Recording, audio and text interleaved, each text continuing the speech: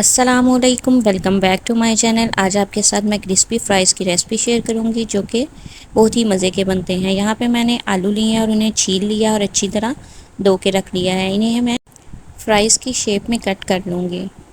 यहाँ पे मैंने पानी पहले ही बॉयल करने के लिए रख दिया था। जब पानी में अच्छी तरह जोश आ जाएगा तो इसमें 1 टेबलस्पून नमक शामिल करेंगे और जो आलू हमने कट किए हैं ये शामिल करेंगे और इसे 3 से 4 मिनट उबलते हुए पानी में जोश दिलाएंगे और इसे फ़ौरन 3 से 4 मिनट के बाद इन्हें फ़ौरन स्ट्रेन कर लेंगे और फिर ड्राई होने के लिए रख देंगे।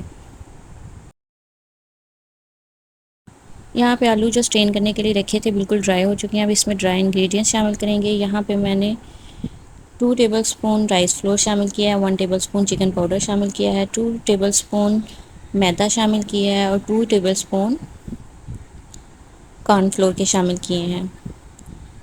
ये तमाम चीज़ें शामिल करने के बाद हम इसे अच्छे से मिक्स कर लेंगे।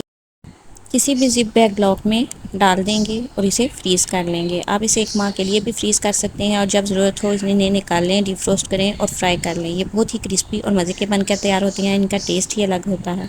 एक ही दफ़ा बनाकर फ्रीज़ कर लें तो टाइम की भी काफ़ी बचत हो जाती है, क्योंकि बच्चों के मोस्ट फेवरेट होते हैं। उन्हें अक्सर बेशतर ही फ्राइज़ चाहिए होते हैं।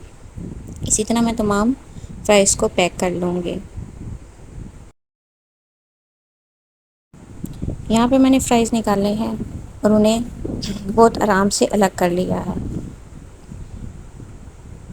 और उसके बाद ऑयल मैंने पहले ही गर्म होने के लिए रख दिया था। जब ऑयल अच्छे से गर्म हो जाएगा फिर हम फ्राइज़ शामिल करेंगे और इन्हें इसी तरह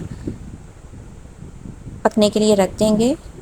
जब अच्छी तरह कुक हो जाएंगे फिर हम इसमें चम्मच लगाएंगे। जब इनका कलर गोल्डन हो जाएगा तो हम इन्हें निकाल लेंगे। ये बहुत ही क्रिस्पी होते हैं और काफ़ी अच्छे और मज़े के बनते हैं। आप इस रेसिपी को ज़रूर ट्राई करें। अगर आपको मेरी रेसिपीज़ अच्छी लगें तो मेरे चैनल को सब्सक्राइब करें और अपने फ्रेंड और फैमिली के साथ शेयर करें।